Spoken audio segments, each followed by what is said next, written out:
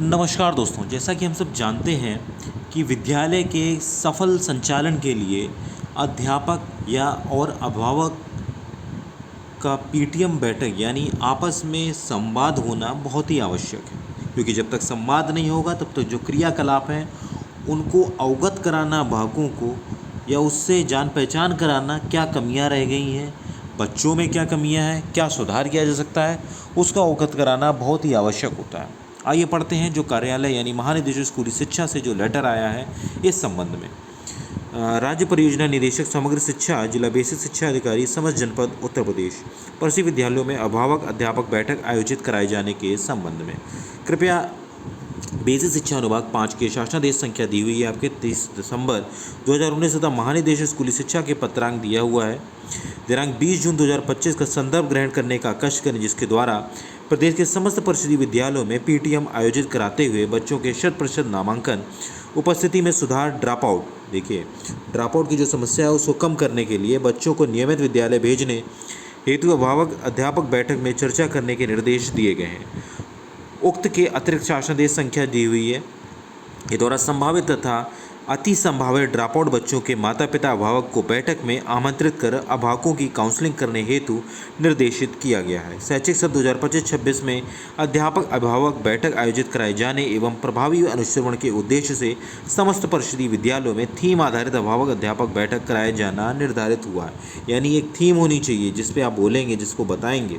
उसके संबंध में मुख्य विकास अधिकारी की अध्यक्षता में बैठक कर अध्यापक अभिभावक बैठक की रणनीति तैयार की जाए। अध्यापक अभिभावक बैठक को आयोजित करने के लिए संबंध में विस्तृत निर्देश निम्नवत है। पहला चीज़ है बच्चों के नामांकन या उपस्थिति एवं ठहराव के संबंध में, यानी बच्चों का जो ड्रॉप आउट है उसको रोकने के संबंध में।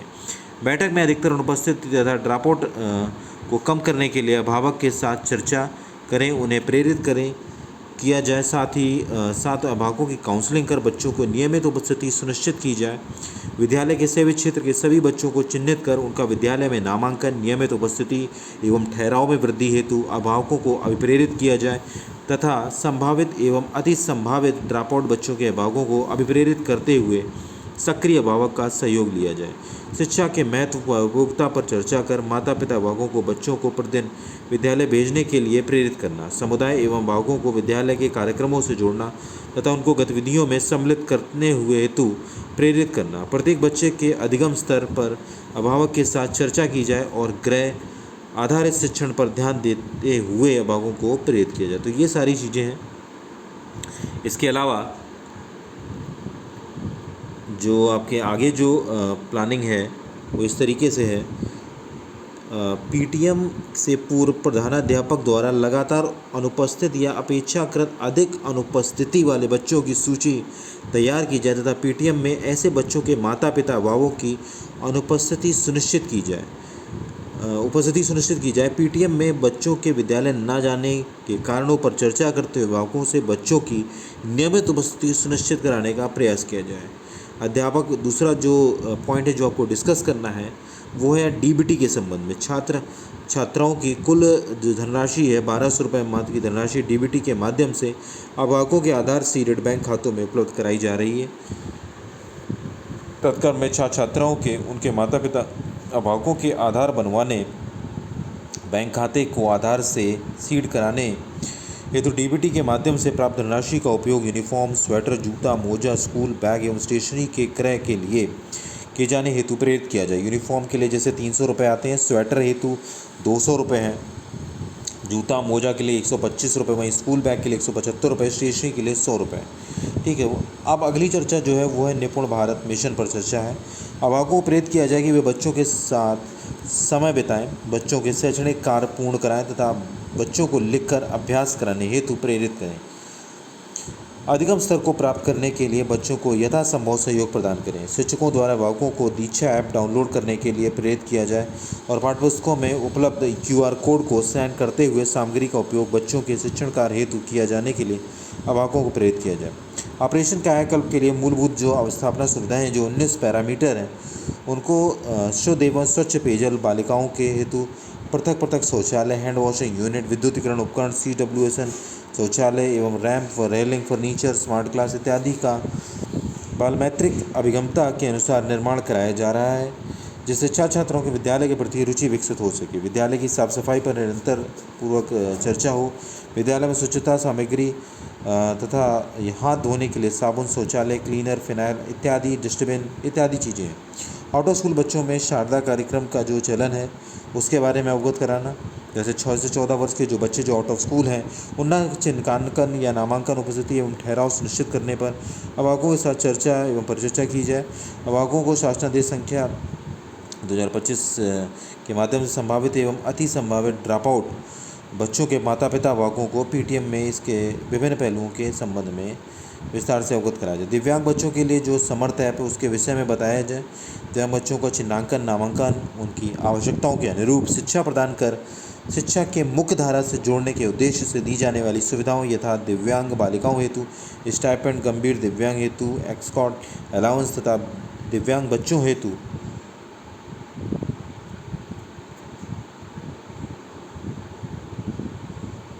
आवश्यक उपकरण जैसे कि समर्थ कार्यक्रम की विभिन्न गतिविधियों एवं घटकों की जानकारी अभिभावकों के साथ साझा की जाए। विद्यालय प्रबंध समिति पर चर्चा।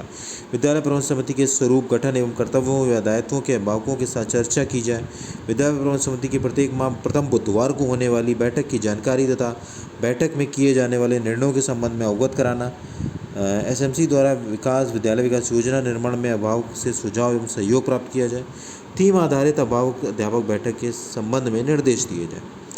तो ये सारी चीज़ें हैं वो आपकी जो ये बैठक है 2025-26 जुलाई अगस्त 2025 में थीम आधारित अध्यापक अभिभावक बैठक बढ़ते कदम घर में स्कूल कराया जाएगा। इस थीम के अंतर्गत नामांकन, उपस्थिति एवं शैक्षणिक गतिविधियों एवं गृह आधारित शिक्षण पर अभिभावकों से चर्चा की जाएगी।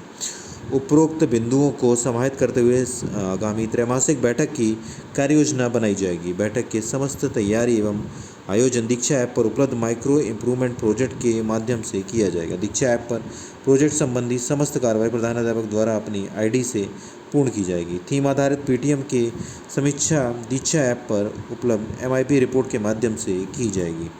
थीम आधारित अध्यापक बैठक कराए जाने के संबंधित समस्त जिला बेसिक शिक्षा अधिकारी, खंड शिक्षा अधिकारी, ARP, SRG, जिला सामुदायिक सहभागिता प्रधानाध्यापक शिक्षकों हेतु अभिमुख यूट्यूब लाइव्स के माध्यम से किया जाएगा। अभिमुखीकरण की तिथि पृथक से प्रेषित की जाएगी। तो ये सारी चीज़ें हैं दीक्षा ऐप के बारे में दिया हुआ है, किस तरीके से आपको यूज़ करना है, अपडेट करना आवश्यक है। गूगल साइन का दीक्षा ऐप के बारे में दिया है, इस तरीके से आप स्कैन करके भी कर सकते। दीक्षा ऐप पर प्रोजेक्ट कैसे पूर्ण करें, आपके जो दीक्षा ऐप मोबाइल से दीक्षा संसाधन कैसे डाउनलोड करें, ये सारी चीज़ें हैं।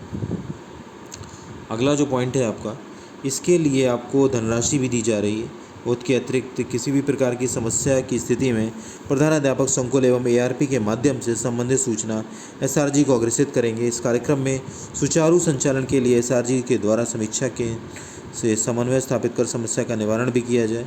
थीम आधारित अध्यापक अभिभावक बैठक करते हुए दीक्षा ऐप यानी MIP प्रोजेक्ट के समस्त टास्क सहित दिनांक 31 अगस्त 2025 तक पूर्ण किया जाना सुनिश्चित करें। प्रधानाध्यापक द्वारा थीम आधारित अध्यापक बैठक के प्रोजेक्ट निर्धारित समय से पूर्ण कराने के पश्चात दीक्षा ऐप के माध्यम से सर्टिफिकेट प्राप्त होगा। अभिभावक अध्यापक बैठक के आयोजन हेतु वित्तीय जो व्यवस्था की गई है, बैठक हेतु विद्यालय प्रबंधन समिति प्रति अभिभावक जो बैठक है उसके लिए 250 रुपये यानी 250 की दर से जुलाई, अगस्त एवं अक्टूबर में 2 बैठकों के आयोजन हेतु प्रति विद्यालय 500 रुपये की दर से धनराशि आवंटित की जाएगी।